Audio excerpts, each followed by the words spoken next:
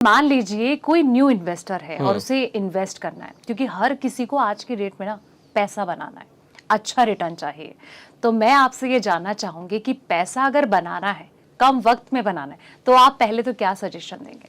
देखिए, ये जो कम समय और जल्दी पैसा बनाने का, यही लाइफ में और इन्वेस्टमेंट का सबसे बड़ा खतरा होता है। लार्ज कैप की भी पोर्टफोलियो में अहमियत है, मिड कैप की भी पोर्टफोलियो में अहमियत है और स्मॉल कैप की भी है।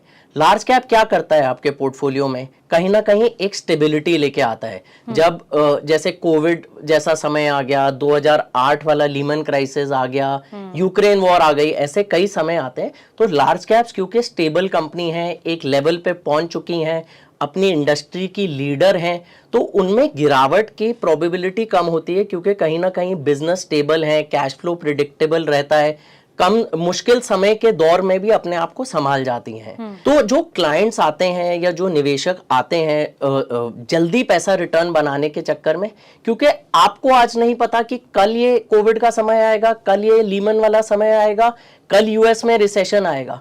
तो मिड स्मॉल कैप ऑल्दो बहुत अच्छी रिटर्न देते हैं, लेकिन वो गिरावट में भी सबसे आगे रहते हैं। अगर मैं पास्ट ट्रैक रिकॉर्ड देखूं, अगर हम स्मॉल कैप कंपनीज की बात करें, स्मॉल कैप म्यूचुअल फंड्स की बात करें, उन्होंने बेहतरीन रिटर्न दी है। पिछले 5 सालों में तो लार्ज कैप के प्रति ऑलमोस्ट डबल रिटर्न है, 24-25% CAGR तो सिप में लोगों ने कमाया है। अगर मैं निफ्टी की बात करूं, निफ्टी कोविड से पहले लगभग 12,000 के लेवल पे था, आज 25,500 की रेंज में चल रहा है। तो उसने 5 साल में अपने आप को डबल किया है, तो 13-14% की रिटर्न है, जबकि मिड स्मॉल कैप कंपनीज ने ज्यादा रिटर्न दी है।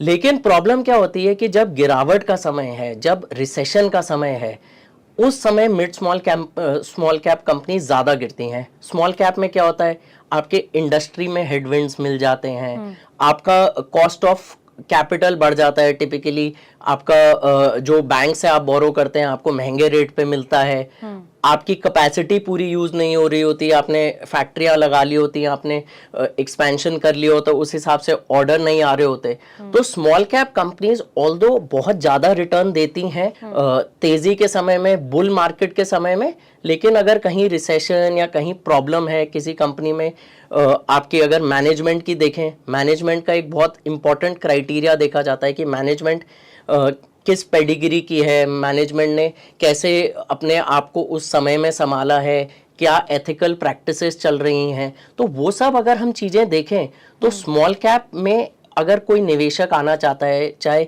इंडिविजुअली स्टॉक बाय कर रहा है, उसको ये सब पैरामीटर्स देखने बहुत ज़रूरी होते हैं। खतरों से बचना होता है। रिटर्न और थ्रिल हमेशा दिक्कत देती है। देखिए, ये एक गाड़ी की तरह है जो बहुत फास्ट अगर आप चलाएंगे, शुरू में तो बहुत मजा आएगा, लेकिन अगर क्रैश हुआ तो आप बिल्कुल नहीं बचेंगे। तो ये जो स्मॉल समय में इंस्टेंट रिटर्न का है, ये प्लीज मेरी रिक्वेस्ट है सबसे कि इस चीज में, इस थॉट प्रोसेस में घुसिए ना, क्योंकि मोर और लेस कभी ना कभी आप मुंह के बल गिरेंगे और फिर उससे बचना बहुत मुश्किल हो जाता है। लेकिन इसकरल अगर मैं इस साल की बात करूं, देखिए आपने हिस्ट्री को भी दोहराया, 2008 की बात करी, कोविड का वो दौर था जो वाकई बहुत डेंजरस रहा, कितना ज्यादा डिप हमने मार्केट में देखा था। उसके बाद जो कहीं ना कहीं वॉर सिचुएशन बनी, बहुत सारी चीजें अक्सर हमने देखी हैं कि जब मार्केट डिप गया है तो उसके बाद वो उभरा भी है। और अगर मैं इस साल की बात करूं तो इस साल कहीं ना कहीं मिड और स्मॉल कैप में जिन्होंने पैसा लगाया तो कहीं ना कहीं अच्छा रिटर्न भी उन्होंने पाया है, और इस साल बेहतर तरीके से भी हमने इसे आगे बढ़ता हुआ देखा है।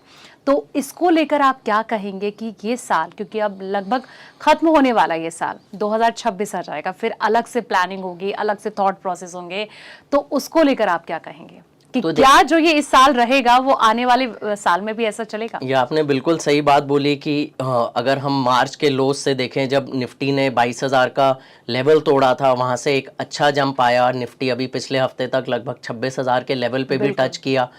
एंड उसके बाद अगर मैं बात करूं, मिड स्मॉल कैप में भी अच्छी तेजी आई, लेकिन अगर आप गौर करेंगे कौन से सेक्टर्स में तेजी आई, कौन सी मार्केट कैप में तेजी आई, जो कंपनियां एक ऐसे सेक्टर में थी जिसमें तेजी थी, जिस कंपनी ने उस दौर में, जिस मुश्किल समय के दौर में अपनी इफ़िशिएंसी को इम्प्रूव किया, कहीं ना कहीं मार्केट लीडरशिप की तरह मूव कर रहा है, या कहीं ना कहीं प्रोडक्ट इनोवेशन रही है। तो जो पुराने जमाने के विनर्स हैं, ज़रूरी नहीं है अगले दौर में वो विनर्स रहेंगे। तो आप जब मिड स्मॉल कंपनीज देखते हैं, आपको ये देखना पड़ता है कि कौन से सेक्टर में आप प्ले करना चाहते हैं, कौन सा उभरता हुआ सेक्टर होगा। लास्ट 6 महीने की बात करें, क्योंकि एक एग्जाम्पल से हमेशा रिलेट होता है, अप्रैल में इंडिया पाकिस्तान वॉर हुई, तो उस दौर से आपकी डिफेंस कंपनीज में बहुत अच्छी तेजी आई, क्योंकि कहीं ना कहीं समझ हुआ कि सिर्फ इंडिया पाकिस्तान नहीं है, आपका ईरान इजराइल भी हुआ, यूक्रेन रशिया तो 3-4 साल से चल रहा है, कहीं ना कहीं थाईलैंड और कंबोडिया के भी बीच में कुछ मुश्किलें आई थी। तो कहीं ना कहीं कंट्रीज अपने सेल्फ डिफेंस पे काम करेंगी। तो जब आप किसी स्मॉल कैप मिड कैप के सेक्टर को पकड़ते हैं, आपको देखना है सबसे पहले उस इंडस्ट्री का क्या हेडविंड है या टेलविंड है, कि अगर उस इंडस्ट्री में टेलविंड है तो उसमें जरूर निवेश करिए। उस कंपनी उस सेक्टर में फिर हमेशा टॉप डाउन अप्रोच रखता है, उस सेक्टर्स में आइडेंटिफाई करिए कौन सी कंपनी कोई इनोवेटिव प्रोडक्ट बना रही है, कोई कंपनी जिसको ग्लोबली ऑर्डर्स मिल रहे हैं, कोई कंपनी किसी नई कैटेगरी में घुस रही है, या कोई कंपनी मल्टीपल प्रोडक्ट्स लॉन्च कर रही है उस कैटेगरी में। एंड उसके बेसिस पे अगर आप सही समय पे एंटर करेंगे, सही कंपनीज आइडेंटिफाई करेंगे, तब आपकी even small cap mid cap में रिटर्न ज्यादा आ सकती है। अदरवाइज अगर इन्हीं डिफेंस कंपनीज की कैटेगरी देख लें, इन सेक्टर्स ने 5-5, 10-10 गुना रिटर्न दिए। अगर मैं HAL हिंदुस्तान एरोनॉटिक्स की बात करूं, भारत इलेक्ट्रॉनिक्स, भारत डायनामिक, इन सब ने लास्ट ईयर तक 4-4, 5-5, 10-10 गुना रिटर्न दिए। लेकिन ये वॉर अगर नहीं होती तो ये अपने पीक से सारी कंपनियां 30 से 50% करेक्ट कर गई थी। तो हमारे जो निवेशक हैं, क्या उस साइकिल के पीक में आए हैं, किसी को देख के आए हैं, या अर्ली अपनी रिसर्च करके आए हैं? तो मिड स्मॉल कैप में एक की इंग्रेडिएंट होता है कि आप क्या रिसर्च कर रहे हैं। या तो अगर आप खुद स्टॉक्स आइडेंटिफाई करना चाह रहे हैं तो डेफिनेटली आप सेक्टर ढूंढिए, सेक्टर के बाद कंपनीज ढूंढिए। आजकल बड़े सारे टूल्स हैं, आप एक किसी प्रोफेशनल एडवाइज़र की हेल्प ले सकते हैं। या अगर आप ये सब करने में कतराते हैं तो कहीं ना कहीं आप एक फंड मैनेजर, जो मिड स्मॉल कैप के फंड मैनेजर्स हैं, जिनका 5-10 साल का पेडिग्री रहा है, जिन्होंने साइकिल देखी है, उनके सहारे आप मार्केट में निवेश कर सकते हैं, प्रोवाइडेड आप एक 5-7 साल का साइकिल ले रहे हैं। क्योंकि मिड स्मॉल कैप एक 2 से 3 साल के होराइजन में अगर कोई क्रैश आ गया, मार्केट में कोई प्रॉब्लम आ गई, तो ये सबसे ज़्यादा गिरेंगे। एंड फिर आप कहेंगे कि इंस्टेंट रिटर्न बनाने गए थे, यहाँ तो हम अपना कैपिटल डिस्ट्रॉय कर गए। तो दैट इज़ अ वेरी की इंग्रेडिएंट कि हमें कहीं ना कहीं कैपिटल को भी बचा के चलना है, देख के चलना है। देखिए, इक्विटी है, कैपिटल पे रिस्क रहेगा, लेकिन अगर क्रैश आएगा तो लार्ज कैप 20 गिरेगा, 30 गिरेगा, लेकिन मिड स्मॉल कैप में क्षमता है कि 50, 60, 70% भी गिर जाते हैं। अगर ये रिसर्च नहीं हो, कंपनीज में कुछ प्रॉब्लम हो, मैनेजमेंट में गड़बड़ हो कहीं, तो ये सब चीज़ों से बच के रहने वाला बहुत आपको बच के रहना पड़ेगा इन सब। बिल्कुल, आपने ये तो कहा कि बच के रहना पड़ेगा, और जाहिर सी बात है कि हर कोई ये एडवाइस भी करता है। लेकिन अगर मैं मिड और स्मॉल की बात करूं, जैसे कि आपने कहा कि जब ये वॉर की सिचुएशन आई थी इंडिया और पाकिस्तान की, तब कहीं ना कहीं डिफेंस सेक्टर जो है काफ़ी बूम इसमें देखने को मिला था। जब भी अगर कोई इन्वेस्टर स्मॉल या मिड में पैसा लगाने की सोचता है, क्योंकि स्मॉल को कहीं ना कहीं रिटर्न का बादशाह कहा जाता है कि कम वक्त में बड़ा पैसा बनाकर बड़ा रिटर्न वो देता है।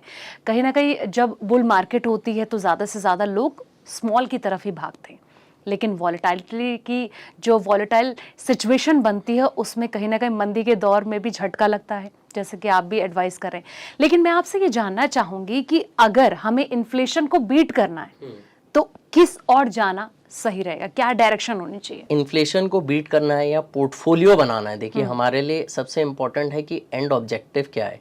पोर्टफोलियो जो है मल्टीपल चीज़ों से बनता है।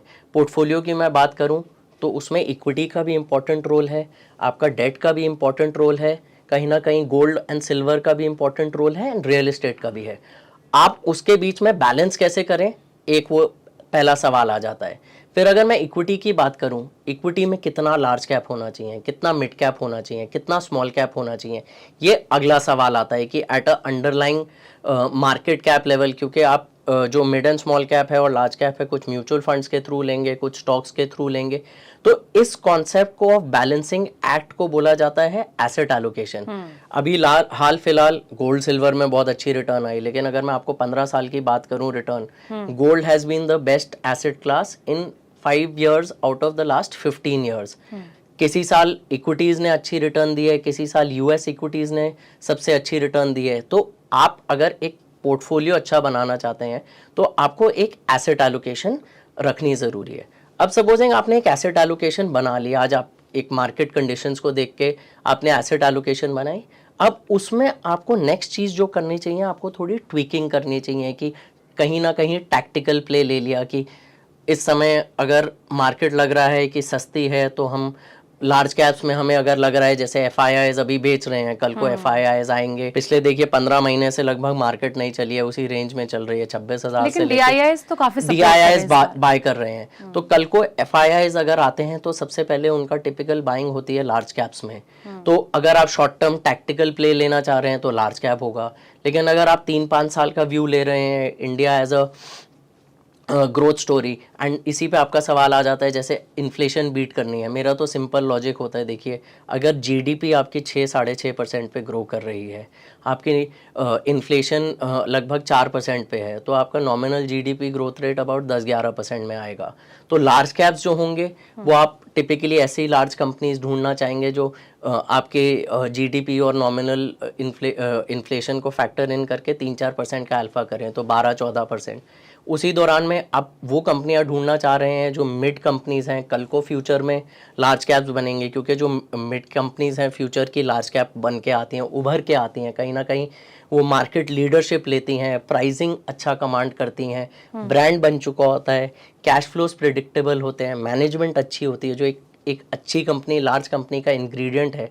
तो अगर हम उसकी बात करें तो आप मिड कंपनीज में थोड़ी और एक्स्ट्रा रिटर्न एक्सपेक्टेशन कर सकते हैं। और अगर थोड़ा और आप रिसर्च कर रहे हैं, थोड़ा डीपर डाउन जा रहे हैं, तो आप स्मॉल कैप कंपनीज में 17-18%, 20% भी प्राप्त कर सकते हैं। देखिए ये तो मैंने आपको 17-18 लॉजिक के बेसिस पे बोला, लेकिन स्मॉल कैप तो एक ऐसी चीज़ है जहाँ पे आपके 50-50, 100-100 गुना हो जाते हैं।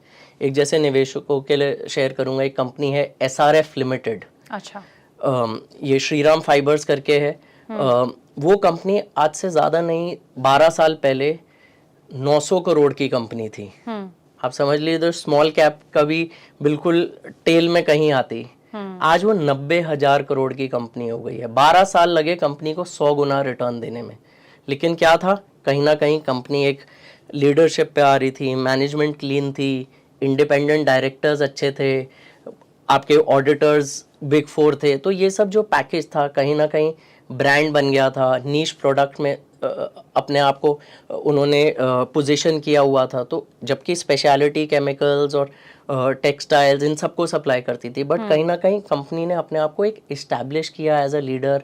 तो ऐसा भी होता है, लेकिन उसी दौरान कई मिड स्मॉल कंपनीज थी जो उस ज़माने की ब्लू आइड कंपनीज होती थी, वो कहीं ना कहीं गिरावट आ गई, मैनेजमेंट में प्रॉब्लम रही। अगर हम एग्जांपल दें जैसे ADAG ग्रुप, उस ज़माने में लोगों को बड़ा अच्छा लगता था, आज कंपनी बिल्कुल डाउन हो गई है। तो कहीं ना कहीं रिस्क भी बहुत होता है। अगर आप आइडेंटिफाई कर रहे हैं 50-100 गुना के लिए, तो आपको एक माइक्रो मैनेज में भी करना पड़ेगा। अगर आप खुद ही स्टॉक्स ढूंढ रहे हैं जिसमें आपको कंपनी की कहीं ना कहीं इंडस्ट्री के बारे में पढ़ना पड़ेगा, आपकी बैलेंस शीट के बारे में पढ़ना पड़ेगा, कंपनी के कांस्टेंट रिटर्न्स को ट्रैक करना पड़ेगा, मैनेजमेंट कमेंट्री जो कॉल के बाद आती है, कहीं ना कहीं आपको देखना पड़ेगा कि उसका प्रोडक्ट यूजेज कहीं ना कहीं कमोडिटाइज तो नहीं है, कहीं वो प्राइसिंग कमांड कर रहा है, अपना ब्रांड बना रहा है। तो वो सब चीज़ें बहुत रहती हैं। तो इन्फ्लेशन को बीट करने का बेस्ट आंसर मेरा हमेशा रहा है, आप पोर्टफोलियो को एक पैकेज करिए, एक एसेट एलोकेशन की तरह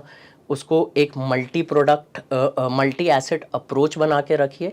उसमें क्या होगा, आपके पोर्टफोलियो में प्रिडिक्टेबिलिटी भी होगी, और आप ये global fluctuation, trade wars, Lehman crisis, इन सब से बेटर मैनेज कर पाएंगे। एक इसी को पॉइंट ऐड करते हुए, लोग डेट की अहमियत को बहुत कम देते हैं क्योंकि हमेशा इक्विटी थ्रिल देता है। मैं कहता हूँ क्या डेट का आपका सिर्फ ऑब्जेक्टिव 6-7% कमाने का है? मेरा आंसर होता है कि 6-7 इज जस्ट अ क्वेश्चन। कल को अगर मार्केट गिरती है, वही आपका ड्राई पाउडर एम्यूनेशन बन जाता है इक्विटी बनाने के लिए।